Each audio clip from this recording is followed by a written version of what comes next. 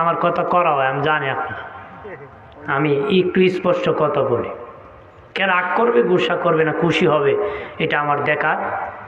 আমি বলতেছি আমার যেটা দরকার। আসছি না আসবো জীবনে, সমস্যা কি?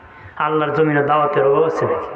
আল্লাহর জমিন কত বড়, রাতে দিন গাড়ি চলেও পার হওয়া যায় না, কথা হয় না? হ্যাঁ, অনেক বড় জমিন। আল্লাহ কই জমিন হয়েছে না, আরেক জমিন আছে বেটা।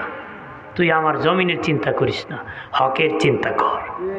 কতক্ষণ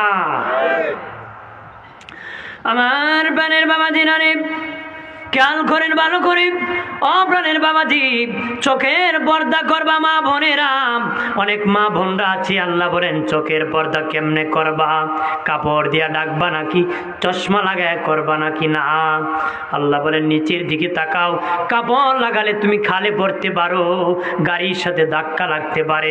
আল্লাহ বলেন তোর চোখ খুলিয়ে যাবে, চশমা পরা লাগবে না। অনেক মা বোনেরা আছে চশমা লাগায় পর্দা করে বাবাজি, যদিও দুনিয়ার পুরুষ তারে দেখে না, তিনি কিন্তু চশমার পাকে দুনিয়ার সব পুরুষে দেখে। কথা হয় না? চশমা লাগাইছে, পর্দা করছে, চোখ ডাকছে, কিন্তু চশমার পাকে ঢ্যান ঢ্যান ঢ্যান ঢ্যান করে তাকায়। তার মানে তারে দুনিয়ার মানুষ না দেখলে সে দুনিয়ার পুরুষে দেখছে। আল্লাহ নবী, আমাদের দিনের নবী, নূরে নবী, হায়াতুন নবী, জিন্দা নবী, নবীদের পাশে আমাদের আম্মা জানগণ ছিলেন। বসে আছেন একজন অন্ধ সাহাবী, উম্মে মাকতুম অন্ধ সাহাবী এসেছেন। নবীজি বললেন, ও আমার বিবিরা, তোমরা আমার কাছ থেকে চলে যাও, আমার সাহাবী উম্মে মাকতুম আসতেছে। নবীর বিবি আমাদের আম্মা জান বলে, নবীজি উনি তো অন্ধ, আমাদেরকে দেখবেন না কেন গো? আমরা সেখান থেকে যাব গো। নবী বললেন, আমার বিবিরা, যদিও তোমরা সে তোমাদেরকে দেখবে না, তোমরা কি তাকে দেখতে পাবা না? তোমরা কি তাকে দেখবা না?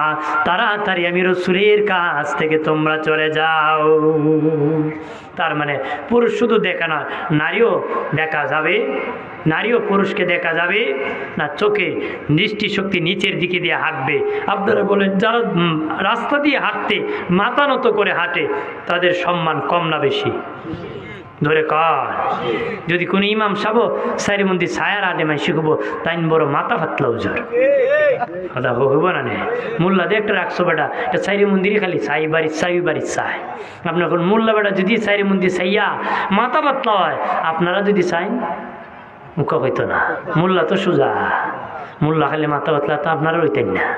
হ্যাঁ, যে চাইব ওই মাথা পাতলা।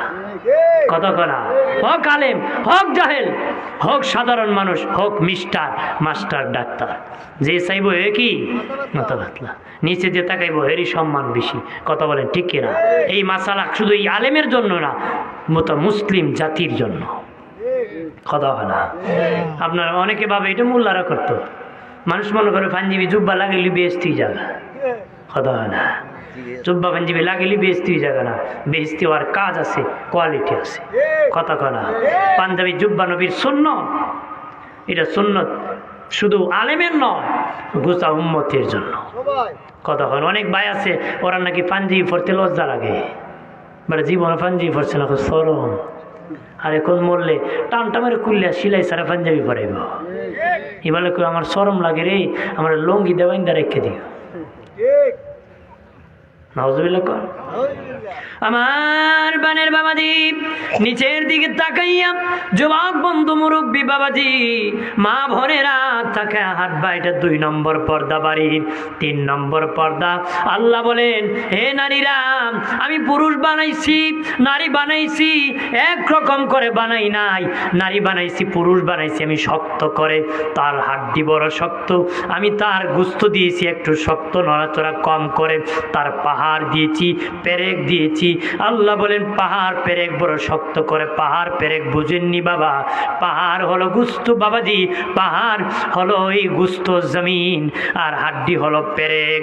যেমন এই দুনিয়ার পেরেক হলো পাহাড়।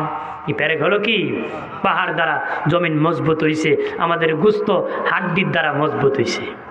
কত না কারো হাড্ডি ভেঙে গেলে গিয়া গোস্ত 3 মুসর মারে জোড়া দেখবেন আঁকা বাঁকা হয়, তার মানে তার পেরেক ছুটে গেছে। তার কি এই দুনিয়ার পেরেক হলো পাহাড়। আল্লাহ বলেন আমি জমিন বানাইছি গোস্ত দিয়া তোর দেহের, আর এই গোস্তকে মজবুত করতে পেরেক দিয়েছি হাড্ডি দ্বারা আমি মজবুত করেছি। প্রাণের বাবাজি আল্লাহ বলেন হ্যাঁ নারীরাম, তোমাদেরকে আমি আল্লাহ নরম করে বানাইছি, পুরুষকে আমি শক্ত করে বানাইছি, নারীকে আমি নরম করে বানাইছি। ও নারীর দল, তোমরা যখন বাড়ি থেকে বের হবে দৌড়াদৌড়ি করে হাঁটবে না, হেলে দুলে হাঁটবে না, তোমরা একটু দৌড় দিয়ে হাঁটবে না, তোদেরকে নরম করে বানাইছি। আমার নরম জমিনে নরম কদমে হাঁটবে রে। নারীরা রে যদি দৌড়ায় হাঁটো, আল্লাহ বলেন তোর দেহের মধ্যে অলংকার আছে, স্বর্ণ আছে, আওয়াজ করবে, অন্য পুরুষরা নজর দিবে। তোমরা যদি আমার জমিনে আস্তে আস্তে হাঁটতে পারো, তোমাদেরকে আমি আল্লাহ জান্নাত দান করব। এখন যদি দৌড়া হাঁটে খাওয়াইব কথা হয় না। তাহলে আল্লাহ কিছু নরম করে তোদেরকে বানাইছি, আমার নরম জমিনে আস্তে আস্তে হাঁটবে। কে হাঁটবে? আস্তে আস্তে হাঁটলে ওই আমলগুলা যদি করতে পারে মা বোনেরা আপনার আল্লাহর ওলি হয়ে যাবে। সুবহানাল্লাহ বলি, জোরে বলি।